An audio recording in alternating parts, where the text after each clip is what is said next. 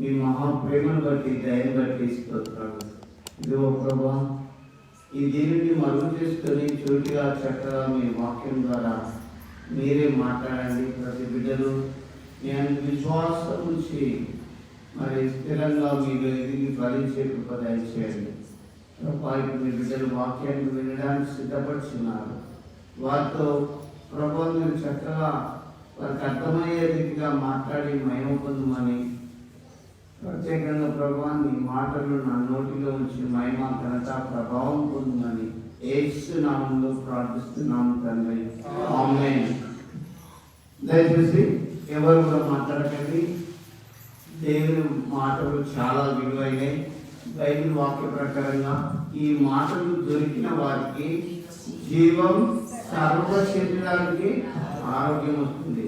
కాబట్టి క్రీస్తునందు దేవుని బిడ్డలారా, ఎవరు కూడా మాట్లాడకుండా దేవుని వాక్యము బహు జాగ్రత్తగా శ్రద్ధగా విని ఈ దిన ఆశీర్వాదములు స్వస్థతలు పొందాలని ప్రభు కృపను బట్టి నేను మీకు తెలియజేస్తున్నాను.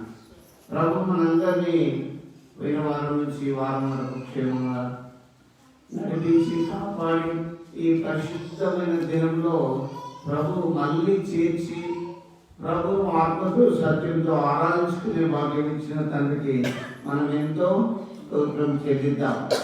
ఈరోజు దేవుని వాక్యం ధ్యానించుకుందాం. నేను చెప్పే అంశం అందరూ గమనించండి.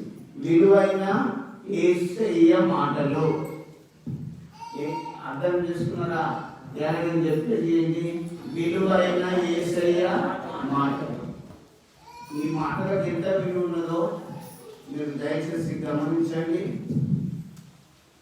మరొకసారి చెప్తున్నా, విలువైన యేసయ్య మాటలు. ఈరోజు ఏమో చెప్పేది ఈ మాట్లాడొద్దు. దయచేసి దేవుని వాక్యమును వినండి. యేసయ్య మాటలు ఎంత విలువైనయో మీరు గమనించండి. ఎందుకు ఈ మాటలు చెప్తున్నానంటే, జీవితంలో ప్రతి మనిషికి కష్టం వస్తుంది, రోగం వస్తుంది, మరణం వస్తుంది, సమస్యలు వస్తాయి. ఇలాంటి సమయంలో యేసయ్య మాటలు మీరు విని ధైర్యం పొంది ప్రభునందు విశ్వాసం ఉంచాలని ప్రభు నాకు ఇచ్చిన తలంపును ప్రేరేపణను బట్టి వాక్యంతో పంచుకోవడానికి ప్రభు ఇచ్చిన సమయం అని నేను భావిస్తున్నాను. బైబిల్ గ్రంథంలో నుంచి మార్క్స్ వార్తని తీసుకోండి. పరిశుద్ధ గ్రంథంలో నుంచి మార్క్స్ వార్త 1వ అధ్యాయం 21 నుంచి 26 వరకు చూడండి. అంతటా వారు కపెర్నహూములోనికి వెళ్ళిరి. వెంటనే ఆయన విశ్రాంతి దినమున సమాజ మందిరములకు పోయి బోధించెను. చూడండి, యేసు ప్రభు ఈ లోకంలో ఉన్నప్పుడు విశ్రాంతి దినమున అంటే పరిశుద్ధ దినమున సమాజ మందిరంలోకి వెళ్ళి దేవుని వాక్యం బోధించేవాడు. అయితే అలాంటి సమయంలో ఏం జరిగింది? ఆయన శాస్త్రం వలె కాక అధికారము కలిగిన వారి వలె వారికి బోధించెను. చూడండి, దేవుడు ఒక ట్రైనింగ్ చేసి శాస్త్రుల వలె కాక అధికారం గల వారి బోధించండు. దేవుని మాటలు ఎవరైతే దేవుని శక్తితో నింపబడతారో బలంగా ధైర్యంగా ప్రకటిస్తారు, దేవుని వాక్యాన్ని బోధిస్తారు. కానీ యేసు ప్రభు బోధలు ఎలా ఉన్నాయి, ఆయన మాటలు ఎలా ఉన్నాయో మీరే గమనించండి. కనుక వారు ఆయన బోధకు ఆశ్చర్యపడిరి. ఆ సమయమున వారు సమాజ మందిరములో అపవిత్రాత్మ పట్టిన మనుషుడు ఒకడుండెను. చూడండి, యేసు ప్రభు బోధించే సమయంలో ఆయన దగ్గరకు ఒక అపవిత్రాత్మ దురాత్మ పట్టిన వాడు ఆయన ఎదురు తీసుకురాబడ్డాడు. సమాజంలో ఇప్పుడు కూడా మనం ప్రార్థిస్తున్న సమయంలో చాలా మందిలో అపవిత్రాత్మలు కూడా చొచ్చి ఉంటాయి. ఉండే అనేది ఏమీ లేదు. ప్రభు వాక్యం ఖచ్చితమైంది. యేసు ప్రభు బోధ చేసే కాలంలోనే అపవిత్రాత్మ ధైర్యం పట్టిన వాడు కూడా ఆయన యుద్ధకు తీసుకురాబడడం జరిగింది. వాడు నజరేయుడవగు యేసు, మాతో నీకేమి, మమ్ము నశింప చేయుటకు వచ్చితివా? నీవెవడవో నాకు తెలియను. చూడండి, ఆ సైతాన్ని పట్టిన వాడు యేసు ప్రభు ఏమంటాడు? నజరేయుడవైన యేసు, నువ్వెవడో మాకు తెలుసు, నువ్వు మమ్మల్ని నశింపజేయడానికి వచ్చినవా అని ఆ దయ్యం పట్టిన వాడు యేసు ప్రభుతో అంటున్నాడు. క్రీస్తునందు ప్రియులారా, దేవునికి ఆపోజిట్ మాట్లాడేవాడు ఎవడైనా దురాత్మ కలిగిన వాడే. దేవుని మాటలన్నీ పవిత్రం. యేసు ప్రభు పేరు చెప్తేనే ఇప్పుడు కూడా సమాజంలో సమస్త రోగాలు కూడా పోతాయి. ఎందుకు నేను ఈ వాక్య భాగం చెప్తున్నానంటే ప్రభు మాటల్లో వాక్యంలో అంత శక్తి ఉందని ప్రభు వాక్యాన్ని బట్టి నేను మీకు తెలియజేస్తున్నాను. చదువుతాను విషయం. నీవెవడవో నాకు తెలియను, నీవు దేవుని పరిశుద్ధుడవని కేకలు వేసాను. దయ్యాలు తెలుసుకుంటున్నాయి. ఆ దయ్యాలు ఏమని తెలుసుకుంటాయి? నీవు దేవుని పరిశుద్ధుడవని ఆ తెలుసని కేకలు వేస్తున్నాయి దయ్యాలు. బైబిల్ చదువుకున్న వాళ్ళు కూడా దేవుని పరిశుద్ధతను, దేవుని గొప్పతనాన్ని చాలా మంది తెలుసుకోలేక బైబిల్ ఎప్పుడో చర్చకొచ్చినప్పుడే దొరుకుని వచ్చే క్రైస్తవులు లేరా? ఇంత దిగజారిపోయే స్థితిలో ఉండదు క్రీడ. దయ్యాలు దేవుని సైతం ఏమని చెప్తున్నాయి? నీవు దేవుని పరిశుద్ధుడవని దయ్యాలే సాక్ష్యం ఇస్తున్నాయి. జ్ఞానం ఉన్న మనము దేవుని మహోన్నతమైన శక్తిని, దేవుని పరిశుద్ధతను తెలుసుకోకపోతే ఎట్లా? ఒకసారి వివేచించండి, ఒకసారి ఆలోచించండి. మనము భోజనం చేసేటప్పుడు ఉప్పు లేకపోతే టేస్ట్ లేదని, ఉప్పు లేదని చెప్పగలుగుతాం. అవునా? అది తెలుస్తుందే కానీ సృష్టిని ఎవరు చేశారు, నిన్ను ఎవరు చేశారు, లోకం ఎలా వచ్చింది, ఆకాశం ఎలా కలిగింది, ఇవన్నీ వివేచించి దేవుని మర్మాన్ని తెలుసుకుంటే చాలా మంచి వాళ్ళమని నేను మీకు చెప్తున్నాను. చాలా మంది వాళ్ళు కూడా సృష్టిని గురించి తెలుసుకోకనే సృష్టిని పూజించే వాళ్ళు ఉన్నారు. కానీ యేసు ప్రభు వాక్యాన్ని బట్టి నేను మీకు చెప్తున్నా, దయ్యాలు దేవుడిని నీవు దేవుని కుమారుడవని పరిశుద్ధుడవని దయ్యాలు సాక్ష్యం ఇస్తున్నాయి. కానీ మనుషులకు జ్ఞానం కూడా ఇలా పరిశుద్ధ దినమని, ఇలా మన ప్రభుని ఆరాధించాలని చాలా మందికి జ్ఞానం లేదా. దయ్యాలకు మాత్రం అంత తెలుగున్నది. అవి దేవుని యొక్క విలువను కూడా గ్రహిస్తున్నాయి. మళ్ళీ వచ్చిన నీవెవడవో నాకు తెలియను, నీవెవడవో నాకు తెలియను, నీవు దేవుని పరిశుద్ధుడవు, నీవు దేవుని పరిశుద్ధుడవు అనేది దయ్యాలను తెలుసుకుంటే లోకంలో ఉన్న మానవులకు ఇది మతం తెలుసుకుంటుంది. దేవుని పరిశుద్ధతను తెలుసుకోలేకపోతాను. నేను మీకు చెప్తున్నా, ఒకరోజు న్యాయ తీర్పు ఎదుట ప్రతి వాడు లెక్క చెప్పవలసి ఉంటుంది. అందుకు యేసు ఊరుకుండుము, వారిని విడిచిపోమని దానిని గద్దింపగా, యేసయ్య మాట ఎంత విలువైన చూడు, నువ్వు దేవుని పరిశుద్ధుడవని అంగీకరిస్తుంటే ఊరుకుండుము, వాళ్ళని వదిలిపోవాలని యేసు ప్రభు గద్దించిండు. వెంటనే ఆ అపవిత్రాత్మ వారిని విలవిలలాడించి పెద్ద కేక వేసి వారిని విడిచిపోయాను. చూడు, అపవిత్రాత్మ వారిని విలవిలలాడించి కింద పడేసి వెళ్ళిపోయింది.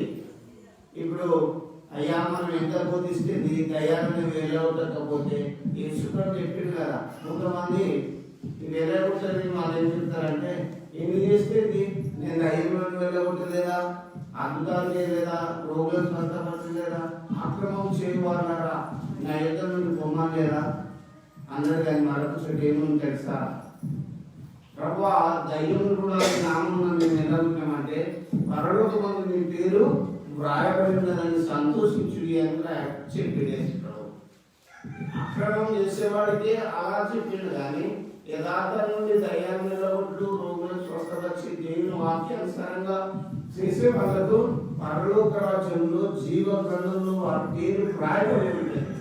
అందుకే నేను చెప్తున్నా, యేసు ప్రభు ఎలా గద్దించిండు?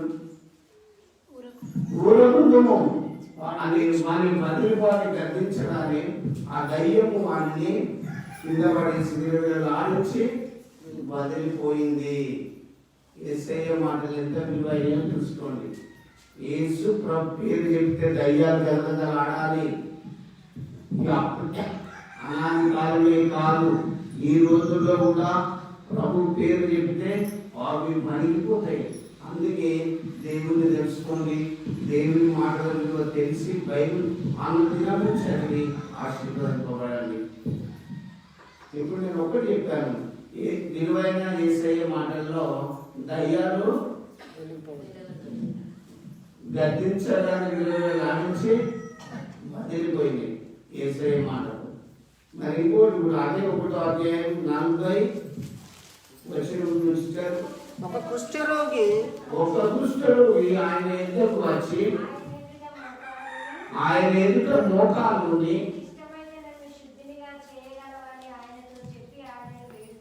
చూడండి. ఇక్కడ ఒక కుష్ఠరోగి వచ్చాడు. యేసు ప్రభు ఉన్న కాలంలో ఒక కుష్ఠరోగి ఆయన ఎద్దకు వచ్చి మోకాలు నిండు మోకాల మీద ఉండి మోకాల మీద ఉండి నీకు ఇష్టమైతే నన్ను శుద్ధిగా చేయము అని యేసే దగ్గరకు వచ్చాడు. అయ్యా గుడికి వస్తావు, మన మోకాలు ఉన్నాయి. ఫస్ట్ మన మోకాలు ప్రభు సన్నిధిలో ఒకసారి ఉంచుకుంటే ఎంతో దీవెనకరం, ఎంతో స్వస్థతకరం. ఎందుకంటే నేను ఒక కుష్ఠరోగి, వాడు అతన్ని మనము ఆ కుష్ఠరోగి గురించి మనము ఒకసారి ఆలోచిస్తే వాడికి రోగం పెద్ద ఉన్నది. మన పక్కన కుష్ఠరోగి ఎవరైనా కూర్చుంటే దూరం జరుగుతాం అవునా? కానీ వాడు దేవుని దగ్గరకు వచ్చి మోకాలు మంచిగా మనం దేవుని ఎదురు మోకరించి ప్రార్థించాం. మా కుష్ఠరోగి కంటే మనం మంచివాళ్ళమా? ఆడు రోగి కుష్ఠరోగి యేసే దగ్గరకు వచ్చి మోకాళ్ళుని ఏమంటాడు? నీకు ఇష్టమైతే నన్ను శుద్ధినిగా చేయగలవు అన్నాడు. మనకు ప్రభు దగ్గరకు వచ్చి ఆ పరిచయం కాల వారం ఒక సంధానిస్తా చాలా అద్భుతకార్యాలు చేస్తా. ఇది కాదు దేవునికి తగ్గింపు స్వభావం ఉండాలి. డిమాండ్ ఉండదు. నీకు రోగమే ముదిరే, నువ్వు ఎంత తగ్గించుకోవాలి? అయ్యా నీకు ఇష్టమైతే శుంకర్ అయితే ఎట్లా చేసాడు? ఆకాశము వైపు కన్నులెత్తుటకైనను ధైర్యం చాలా రొంగొట్టుకుంటూ పాటుని దేవుని దగ్గర ఒప్పుకున్నాడు. మన ప్రార్థనలు, మనం చేసేటి విన్నపాలు దేవుని దగ్గర కుష్ఠరోగిలాగా తగ్గించుకొని ప్రభువా దయచేసి నన్ను జ్ఞాపకం చేసుకోమని ప్రార్థించుకుంటే దేవుడు ఖచ్చితంగా నీకు ఎంత పెద్ద రోగం వచ్చినా బాగు చేస్తాడు. ఈ కుష్ఠరోగము బాడీ మొత్తం కుష్ఠరోగమే. అయితే వాళ్ళు ఉన్న తగ్గింపు యేసే దగ్గరికి వచ్చి మోకాలుని ప్రభువా మీకు ఇష్టమైతే డిమాండ్ చేసిందా? చేయలేదు. మనం ఎంత చేస్తాం తెలుసా? 6 వారాలు పోయినప్పుడు అసలే తగ్గలే, 2 వారాలు పోయిన అసలే తగ్గలే. ఒరే బాబు, నీ బుద్ధిని, నీ గుణం, నీ మనసు మార్చుకోను. దేవుడి దగ్గరికి దేవుడు మనిషి రాదు కదా. ఆయన ఎవరి యొక్క ఉంటాడు తెలుసా? వాక్య ప్రకారంగా ఆయన వినయం గలవారి యొద్దను, దీన మనసు గల వారి యొద్దను దేవుడు నివసిస్తాడు. మనం బాగా ప్రౌడ్గా ఉంటే దేవుడు ఉంటాడు. మన గుండె ఎట్లున్నదో దేవుడికి తెలుసు. అది చాలా గురువుగా సున్నితంగా ఉండాలి దేవుని దృష్టిలో నేను చెప్పేది. అయితే ఈ కుష్ఠరోగికి అయితే ప్రభు దగ్గరకు వచ్చి మోకరించి ప్రభు నీకు ఇష్టమైతే నన్ను బాగు చేయమని కానీ యేసు ప్రభు ఏమన్నాడు? ఆయన కనికరపడి చేయి చాపి వాడిని ముట్టి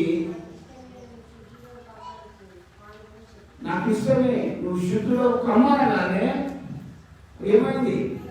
వెంటనే యేసయ్య మాట కింద చూడు, వాడిని ముట్టి కనికరపడి వాడిని ముట్టి నాకు ఇష్టమే నువ్వు శుద్ధుడు అవుతా అన్నాడు. వెంటనే కుష్ఠరోగం వారిని విడిచెను గనక, వెంటనే కుష్ఠరోగం విడిచింది. వాడు మాటల వలన, యేసయ్య మాటల వలన. బైబిల్లో ఉన్న మాటలు ఎవరి? యేసయ్య మాటలు కరెక్టే బాగా చెప్పారు. ఈ మాటల ప్రకారంగా మీరున్నారా? రోగం వచ్చినప్పుడు, బాధ వచ్చినప్పుడు యేసయ్య నాకు ఈ బాధ వచ్చింది, నన్ను ముట్టండి అయ్యా, నన్ను ఆ కుష్ఠరోగిని జ్ఞాపకం చేసుకున్నట్టు నన్ను జ్ఞాపకం చేసుకోయ్యా, నీకు ఇష్టమైన ముట్టయ్యా అని మనం ప్రార్థన చేసిందా? మనం అర్థం చేద్దాం. మనం చాలా అంతరాత్మలో చాలా ప్రొడక్ట్గా ఫీల్ అవుతాం. విశ్వాసం అని, సంఘస్థులం అని, మేము మొదటి క్రైస్తవులం అని, మేము పాస్టర్ల కొడుకులం అని, ఇంకా చాలా వివరించినప్పుడు దేవుడు ఏం చేస్తాడు సార్? స్వస్థత దిగాడు. కుష్ఠరోగి లాంటి మనసు నీకు ఉండాలి. అప్పుడే యేసు ప్రభు ఏమంటాడు తెలుసా? నాకు ఇష్టమే నువ్వు శుద్ధుడు అంటాడు. మీకు తెలుసు కదా నేను ఎంత ఎలాంటి స్థితిలో ఉన్నా. ఎప్పుడైనా ప్రభు వాక్యం చెప్తున్నా, దేవుని విషయంలో చాలా తగ్గించుకోవాలి. నేను మీ ఎదుట మాట్లాడినప్పుడు నేను ప్రౌడ్గా ఫీల్ అయితే కావచ్చు, కానీ దేవుడు ఉన్నాడు కాబట్టి ఆయన ఎదుట మనం చాలా చాలా తగ్గించుకోవాలి. అప్పుడు దేవుడు మనం ఆశీర్వదిస్తాడు, ముడతాడు, స్వస్థపరుస్తాడు. నువ్వు శుద్ధుడు కానగానే వెంటనే కుష్ఠరోగం విడిచిపోయింది. కుష్ఠరోగం పోయి చిన్న పిల్లవాళ్ళ పసిపిల్ల దేవులే నీటిగా అయిపోయింది. ఇక్కడ నా జీవితంలో ఎంత పెద్ద రోగం అన్నారని దేవునితో మాట్లాడడం ఫస్ట్ నేర్చుకోవాలి. రిక్వెస్ట్గా, రెస్పెక్ట్గా, ప్రభువా నీకు ఇష్టమైతే అని చాలా దినంగా మాట్లాడాలి. కానీ మనం అట్లా కాదు, వచ్చినా పెట్టి బయటలో వచ్చినా పెట్టి నేను అనుకున్నాగా పక్కన వాళ్ళు ఇంత వాక్యం తెలుసా అబ్బా అబ్బా అని. అది కాదు నేను చెప్పేది. ప్రార్థన చేసేవారు, లైవ్ వింటున్న వారు కూడా కుష్ఠరోగి లాంటి స్వభావం కలిగి ప్రభు దగ్గర మోకాలు నీకు ఇష్టమైతే తండ్రి నన్ను శుద్ధిగా చేయమని. కాబట్టి అలాంటి ప్రార్థన మనకు రావాలి. అలాంటి తగ్గింపు ప్రతి క్రైస్తవులో దేవుని విషయంలో ఉండాలని తెలియజేస్తున్నాను. నువ్వు శుద్ధుడవుతామన్నాడు. యేసయ్య మాటను కానీ తక్షణమే వాడు శుద్ధుడైంది. ఇప్పుడు ఎవరెవరు బాగాయిందో దయ్యం పడినోడు గర్తించడానికి దయ్యం వారిపై యేసయ్య మాట్లాడుతున్నాం. మరి యేసయ్య మాట్లాడే శుద్ధుడవుతామనగానే శుద్ధుడవు పోయింది. మరి నా జీవితంలో ఎంత బలమైన రోగమున్న సమస్యన యేసు ప్రభు గర్తిస్తే ఖచ్చితంగా పోతుందని ప్రభు వాక్యాన్ని బట్టి నేను జ్ఞాపకం చేస్తున్నాను. ఇంకొకటి కూడా ప్రభు వాక్యాన్ని బట్టి నేను చెప్తా. మార్క్స్ 2వ అధ్యాయం 3 నుంచి చూడండి. కొందరు పక్షవాయువు గల ఒక మనిషిని నలుగురు చేత మోయించుకొని ఆయన యొద్దకు తీసుకుని వచ్చి చూడండి. కాలు పడిపోయినండి మరి ఏమంటారు? పక్షవాయువు అంటారు. అవునా? కాళ్ళు ఎక్కడు పడిపోయినాయి. వారిని ఎంతమంది ఎత్తుకొచ్చిండు? నలుగురు యేసయ్య దగ్గరికి ఎత్తుకొచ్చినాక ఏం జరిగింది? చాలా మంది కూడి ఉన్నందున వారు ఆయన యొద్దకు చేరలేక ఆయన ఉన్న చోటికి పైగా ఇంటి కప్పు విప్పి సందు చేసి పక్షవాయు గల వారిని పరుపుతోనే దింపిరి. చూడండి, నలుగురు పక్షవాయు గల రోగిని యేసు దగ్గర తీసుకొచ్చారు. అందరు మనుషులేనండి. యేసు దగ్గరికి ఆ రోగిని తీసుకొచ్చినప్పుడు ప్రభు చుట్టూ, ఆయన ముందర వెనుక చుట్టూ చాలా జన సమూహం ఉన్నారు. ఈ రోగిని ప్రభు దగ్గరికి ఇలా ఎత్తుకోవడానికి వీలైతలేదు. ఆ నలుగురు ఏం చేశారు తెలుసా? ఇంటి పైకిలో సందు చేసి పక్షవాయువు గల వాడిని పరుపుతోనే దింపిరి. ఇక్కడ మీరందరూ వాక్యం బాగా గమనిద్దాం. ఈ నలుగురు ఇల్లు పైకి ఎక్కడం అంటే ఏదో నిశ్చయం తెచ్చుకొని వేసుకోవాలి. అవునా? మరి ఆ నుంచి ఇప్పేటప్పుడు ఆ కప్పు ఇప్పేటప్పుడు కిందున్న వాళ్ళ మీద ఏదైనా పెట్టు మట్టు రాయి పడుతుంది. జాగ్రత్తగా ఇప్పాలి. అంత పైకి ఎక్కిండ్రు, జాగ్రత్తగా ఎక్కిండ్రు. మళ్ళీ కింద పేషెంట్ పైకి లాగిండు, పైకి తీసుకున్నారు. మళ్ళీ పైకి తీసుకుని యేసయ్యను వాడికి దించిండు. ఎంత చూడండి వాళ్ళ విశ్వాసం. ఇక్కడ నేను చెప్తున్నా, అంత శ్రమలు కూడా మనం పడతలేము. ఎంత విశ్వాసం వాళ్ళది. నేను ఎట్లయినా ఈ పక్షవాయువుని యేసయ్యను కూడా దించాలని ఆ నలుగురి విశ్వాసం. వాళ్ళని పైకి ముందుకొని కప్పు విప్పి మన మంచంతోనే పండుతోనే జాగ్రత్తగా యేసయ్య దించేడు. ఆ మంచం బట్టి అంత సందు ఎంత అంటే వాడు రోగి, పెద్ద రోగు, కాలెక్కలు పడిపోయిందని కొద్దిగా పక్కన జరగడంటే జనసమూహం జరిగే వీలు లేకపోతే వాళ్ళ ప్లాన్ చేసి ప్రభువును కూడా దించితే ఏం జరిగిందట? యేసు వారి విశ్వాసము చూసి, చూడండి, యేసు ప్రభు ఏం చేస్తాడు తెలుసా? మన విశ్వాసం చూస్తాడు. గుడికి వస్తున్నాం, నా బిడ్డలకు విశ్వాసం ఉందా లేదా చూస్తాడు. కొన్నిసార్లు మనం తొలగిపోతాం విశ్వాసంలో.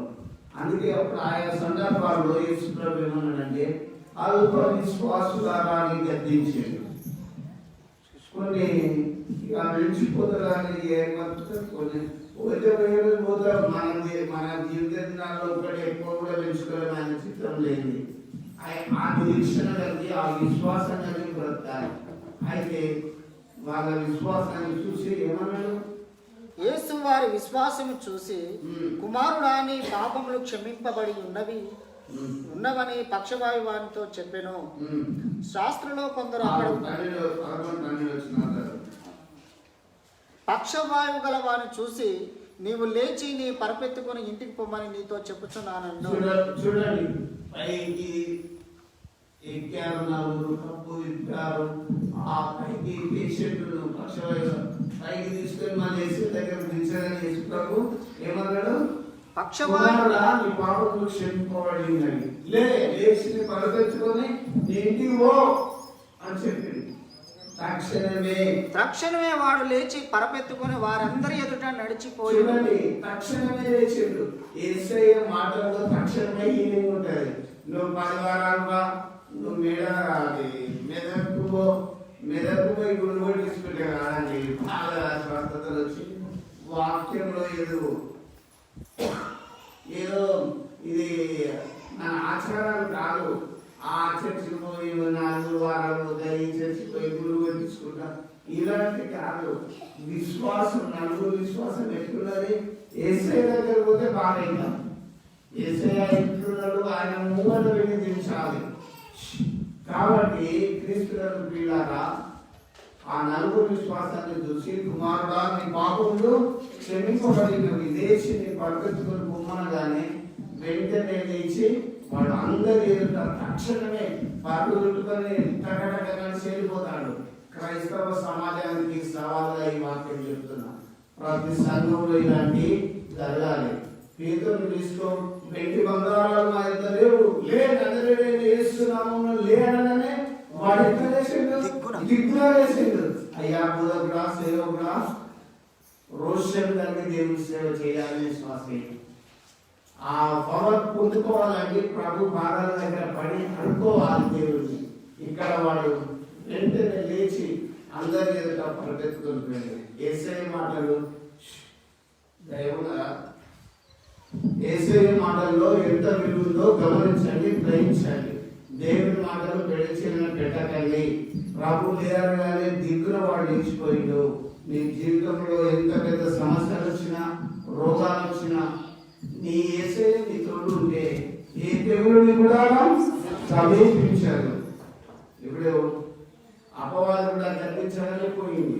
కృష్ణుడు శుద్ధుడు గొమ్మనగానే అయిండు. పక్షవాది రోగి పరపెత్తుకొని వెళ్ళు అనగానే వెంటనే తెచ్చిపోయి యేసయ్య మాటలు.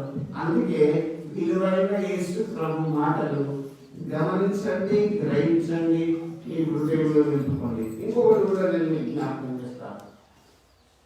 అదే మార్క్స్ వార్త 3వ అధ్యాయం 1 నుంచి చూడండి. సమాజ మందిరములలో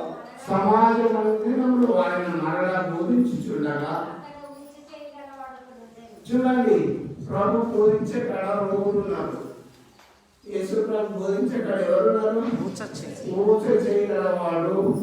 యేసయ్య ఎక్కడ బోధించినా, ఎక్కడ దేవుని వాక్యం చెప్పినా అక్కడికి రోగులు వచ్చేళ్ళు. ఇప్పటిలోపు బోధిస్తే రోగాలు పేరు మాత్రం పెద్ద ఉంటుంది, స్వస్థతలు మాత్రం ఉండేవి. స్వస్థత తీసుకెళ్ళడం విమర్శిస్తారు. ఏదేమైనా క్రీస్తులను ఉన్న వాళ్ళ ముందు చూసుకో.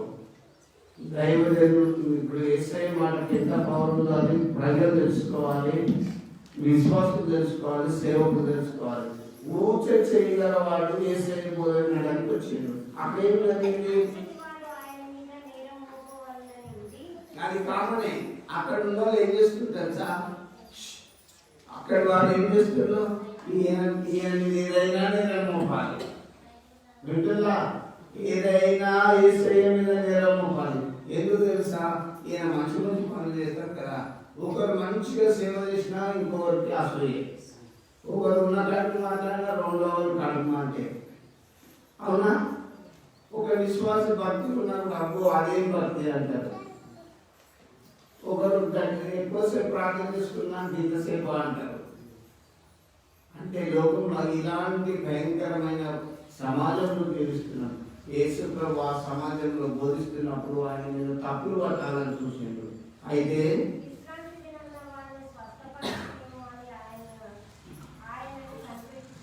చూడండి, కనిపెడతాను విశ్రాంతి దినమున ఈయన బాగు చేస్తాడా, ఊస చేయగల వారిని ఎన్ని చూద్దామని కనిపెడుతున్నారు. మన బోధలు, మన లైవ్లు, మన పాటలు, ప్రార్థనలు క్రైస్తవ బిడ్డలు చేసే కనిపెట్టేవాళ్ళు లేరు. లోకంలో ఉన్నారు. ఎక్కడ దొరికించుకోని తక్కువ మొక్కుదామని అన్నాడు. యేసు ప్రభు మీద చూసి మనం ఎంత, మన లెక్క చదువు. ఆయన నువ్వు లేచి చూడండి, వాడు లెక్క పీలబడిపోయింది. ఊచ చేయండి, ఎన్ని పీలబడ్డారు లెక్క. వాడు యేసు ప్రభు చూసి, ఏ బాబు లే, నువ్వు ఇట్లా మధ్యలో ప్రాణం పిలిచిండు. పిలిచి మధ్యలో నిలిపి చూడండి,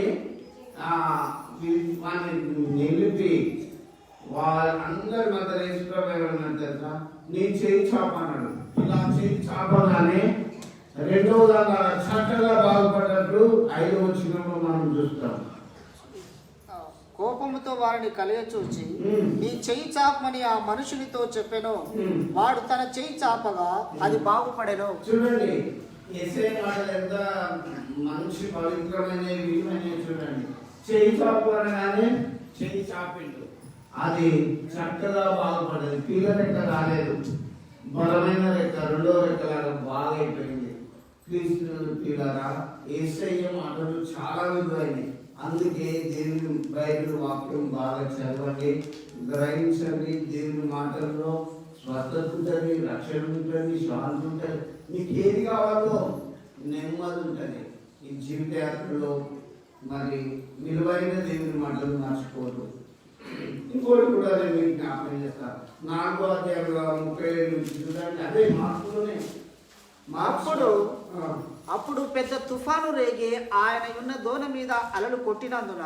చూడండి, యేసు ప్రభు ఈ లోకంలో ఉన్నప్పుడు పడవ ప్రయాణం చేస్తున్నారు. మీరు ఇక్కడికి రావాలంటే ఆటోలు, స్కూటర్లు, మోటార్లు, కార్లు వస్తారు. యేసయ్య ప్రయాణం ఎక్కువ పడవల మీద అయిపోయింది. ఈ పడవ ఇక్కడి నుంచి పోయి మళ్ళీ గలిలయకు, ఆ నుంచి వేరే వేరే ప్రాంతాలకు వెళ్ళినప్పుడు లేకుండా చూస్తున్నాం. అయితే అప్పుడు పెద్ద తుఫాను రేగి ఆయన ఉన్న దోణ మీద అలలు కొట్టినందున దోణ నిండిపోయెను. యేసయ్య ఉన్న ఆ పడవలో పెద్ద తుఫాను వచ్చేసింది, గాలి వచ్చేసింది. యేసు ప్రభువే ఉన్నాడు అక్కడ. అలలు, గాలి, తుఫాను అన్నీ వచ్చేసింది. అయితే అందరూ భయపడతారు. అయితే ఆయన దోణె అమరమున తగలగడ మీద తలవాల్చుకొని నిద్రించుచుండెను. చూడండి, బాగా అలలు, గాలి వస్తుంది. యేసు ప్రభు ఒక దగ్గర అదే గోడలో ఆగి నిద్రపోతుంది. అయితే వారు ఆయనను లేపి బోధకుడా, మేము నశించిపోవచ్చున్నాము, నీకు చింత లేదా? చూడండి, నడి సముద్రం, గాలి, తుఫాను బాగొస్తుంది. యేసు ప్రభు ఆగి నిద్రపోతుడు. అప్పుడు శిష్యులు లేపి, అయ్యా బోధకుడా, నీకు చింత లేదా? మేము నశించిపోతున్నాం, ఈ సముద్రంలో చనిపోతామేమో. మానవులమైన మనం ఎప్పుడు ఇలాంటి చింతలు పెట్టుకోదండి. ఎప్పుడైనా పిలుపు వస్తే వెళ్ళిపోతాం. నేర్చుకోవాలి ఒక పాట. మనం అందరం కలిసి పిలిపోతే మనకి శాశ్వతంగా రాకపోతే ఈ లోకాన్ని ఇచ్చిపోతాం. ఎక్కడికి పోతాం తెలుసా? యేసయ్య దగ్గరికి పోతాం. అక్కడ బాధ అయినను, కష్టమైనను, కన్నీరైనను, దుఃఖమైనను, రోగమైనను, ఆకలైనను ఏముండదు. కాబట్టి అలాంటి నిత్య పరలోకానికి వెళ్ళిపోయే భాగ్యం ప్రతి క్రైస్తవులు చంపుకోవాలి, దేవుని సంపాదించుకోవాలి, దేవుని తెలుసుకున్న ప్రజలు కూడా కలుసుకున్నాను. ఇక్కడ నేను నశించిపోతున్నాను, నీకు చింత లేదు అనగానే యేసు ప్రభు ఏం చేసిండు? అందుకు ఆయన లేచి గాలిని గద్దించిండు. నిశ్శబ్దమై ఊరుకుండుమని సముద్రం నిశ్శబ్దమై ఊరకుండుమని యేసు ప్రభు గద్దించిండు. వెంటనే అది నిశ్శబ్దమై ఊరుకుండుమని సముద్రముతో చెప్పగా గాలి అణిగి మిక్కిలి నిమ్మలమాయెను. చూడండి, ప్రకృతిపై కూడా దేవునికి అధికారం ఉంది. ఆగిపో, నిమ్మలమైపో సముద్రమా అనగానే సముద్రమే ఆగిపోయింది. క్రైస్తవ విశ్వాసి, రోగాలు నిన్ను సముద్రంలో పడేద్దాయని భయపడుతున్నావా? అలాంటి ఇరిటైన స్థితిలో ఉన్నావా? అప్పుల ఊరిలో అటు ఇటు ఊగుతున్నావా? ఎందుకు భయం? యేసయ్య మాటల్లో విలువ ఉన్నది. ఆ వాక్యం తెలుసుకొని చదివి ప్రభు బిడ్డగా మారిపో, ప్రభుని తెలుసుకో, జీవవాక్యం పట్టుకొని లోకంలో జ్యోతుల వలె వెలుగు. గాలిని గర్తించగానే గాలి ఆగిపోయింది, సముద్రం నిమ్మలమైపోయింది.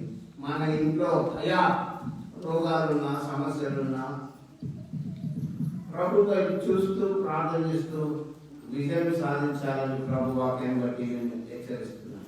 ఇంకొకటి చెప్పి నేను ముగిస్తాను. పరిశుద్ధ గ్రంథంలో నుంచి మార్క్స్ వార్త 5వ అధ్యాయం 1 నుంచి 8 వరకు. వారు ఆ సముద్రమునకు అద్దరినున్న గ్రేషునుల దేశమునకు వచ్చిరి.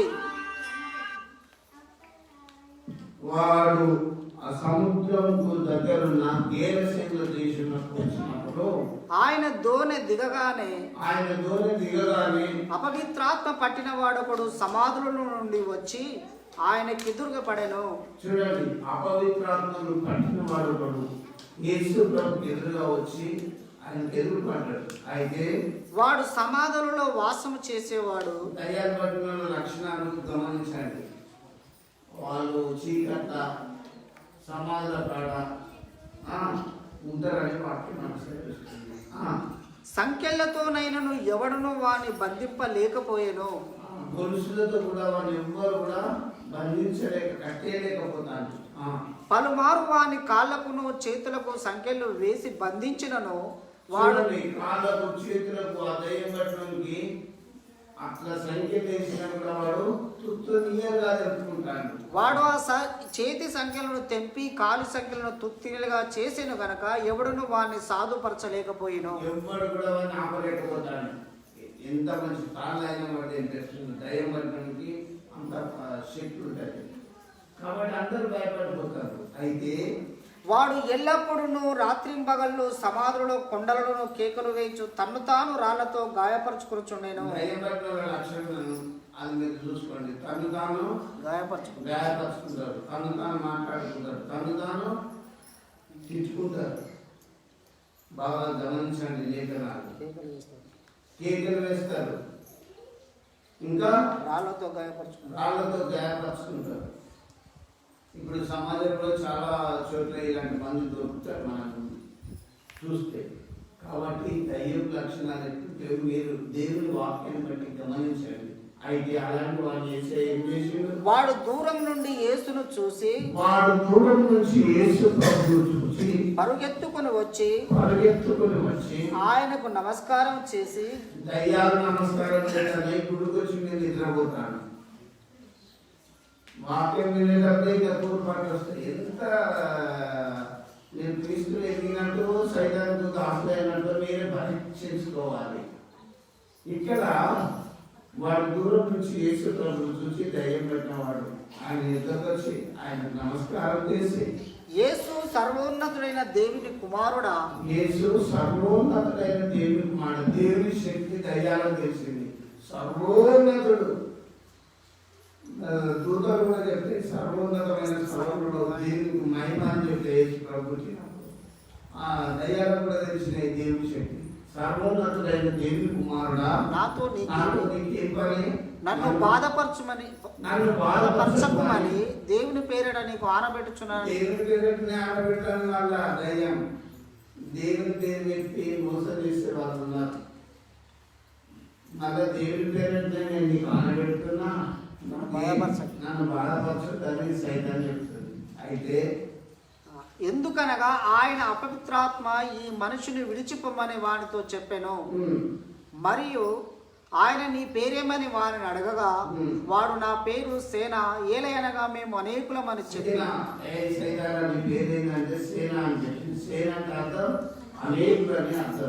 కాబట్టి అనేక దయ్యాలు వాళ్ళు వచ్చినాయి. కాబట్టి యేసు ప్రభువుని గద్దించగానే ఆ దయ్యాలు ఆ మనుషుల్ని వదిలిపోయినాయి. 8వ వచనం చూస్తే అవి ఆ మనుషుల్ని గద్దించడం వెళ్ళిపోయినాయి, పందుల మందలోకి వెళ్ళి పందుల్లో దూరినాయి. క్రీస్తులారా, యేసయ్య మాటల విలువ దయ్యాల దగ్గర పనికి వదిలిపోతాయి. యేసు వాటికి సెలవీయగా యేసు ప్రభు వారికి సెలవీయగా ఆ అపవిత్రాత్మలు వారిని విడిచి పందులలో ప్రవేశించెను. ప్రవేశింపగా ఇంచుమించు 2000 సంఖ్య గల ఆ మంద ప్రాతము నుండి సముద్ర దారిన వడిగా పరిగెత్తుకొని పోయి సముద్రంలో పడి ఊపిరి తిరగక సచ్చెను. అవంలో ఉన్న దయ్యాలను కనిపిస్తే ఆ దయ్యాలు ఎట్లా దూరినాయి? పందులలో దూరినాయి. ఆ పండుగ ఎక్కడ పోయినాయి? సముద్రంలో పోయి ఊపిరి తిరగక. నేను ప్రభు వాక్యాన్ని చెప్తున్నా, నేను ప్రభు వాక్యంతో నింపబడాలి, దేవుని శక్తితో నింపబడాలి, ప్రార్థన మన జీవితంలో ఉండాలి, బైబిల్ చదువుతూ ఉండాలి, దేవుని విలువ తెలుసుకోవాలి. యేసయ్య మాటల్లో విలువ మరొకసారి జ్ఞాపకం చేస్తున్నాను. మొదలు అపవిత్రాత్మను గద్దించగానే వదిలిపోయి కుష్ఠరోగి శుద్ధుడగానే వాడు తక్షణమే శుద్ధుడైండు. పక్షవాయువుని నీ పాపాలు క్షమింపబడిన లేచి నీ పరిపెట్టుకుని పోవగానే వాడు దిగ్గులో లేచిపోయాడు. మనం 10 సార్లు కావాలి చర్చికి. అయ్యగారు ప్రార్థన చేసిన నెల రోజులు చేసిన స్వస్థత రాదు. ఎందుకు? అయ్యగారికి లేదా, విశ్వాసం రోగికి లేదా అంటే ఇద్దరికి లేదని చెప్పగలను. ఇది లేదు కాబట్టి అవునా? దేవుని శక్తితో నింపబడాలి. ఇంకా ఊచ చేయగలవాడు వాడి దగ్గర పీల పడిపోతే నీ చేయి చాపగానే వాని పెట్టి ఆ చక్కగైంది. ఇంకా గాలి సముద్రాన్ని గద్దింపగానే నిమ్మలమైపోయింది. ఇంకా సేన దయ్యం ఆ మనుషుల్ని బదిలిపోనగానే అనేక దయ్యాలు వాడిలో నుంచి బదిలిపోయి వాడు స్వస్థత పొంది బట్టలు కట్టుకొని ప్రభుతో ఉన్నట్టు మనం చూస్తాం. దేవుని విన్నారా? మీరు ప్రభుతో ఉండండి, దేవుని విలువైన మాటలు వినండి. మీ సోదరులకు, మీ బంధువులకు దేవుని విలువైన మాటలు మీరు అందజేయాలి. విని ఈ వాక్యకాలం దేవుని ఇల్లు ఆశీర్వదించుకున్నాక ఆమేన్ ఆమేన్. ప్రార్థించుకున్నాం. మమ్మల్నిగా ప్రేమిస్తున్న దేవా, నీ మాటలు మహా విలువైన దేవా, తేనె కంటే శుద్ధి తేనె దాగల కంటే మధురమైనది దేవా. నీ మాటలు కొవ్వు మెదడులాగా తృప్తినిస్తున్నది. అవును తండ్రి, బాధల్లో నెమ్మది కలిగేసే నీ మాటలను మా హృదయంలో దాచుకొని రాసుకొని ఎల్లవేళలా నేను నీ వాక్యాన్ని ధ్యానించుకొని నీ బిడ్డలుగా మమ్మల్ని దీవించమని ప్రార్థిస్తున్నాం. ఏ బిడ్డలు మరి సైతాన్ శోధనతో, ఏ బిడ్డలు మానవ రోగాలతో, ఏ బిడ్డలు వివిధ రకాల సమస్యలతో బాధపడుతున్నారు, యేసయ్యా దయచేసి దీనులమైన మమ్మను జ్ఞాపకం చేసుకుని ఆశీర్వదించండి దేవా. మనుషులకు మరి అసాధ్యమైనవన్నీ కూడా మీకు సాధ్యమైన వాక్యం బట్టి నేను నేర్చుకుంటున్నాను. ఈ మీ విలువైన మాటలు అనేకులు తెలుసుకొని అనేక కుటుంబాలు మనకి అన్ని విశ్వాసం వచ్చేమని వచ్చిన ప్రతి దినాశ్రలను దయచేయమని యేసు నామములో ప్రార్థిస్తున్నాము తండ్రి. ఆమేన్ ఆమేన్.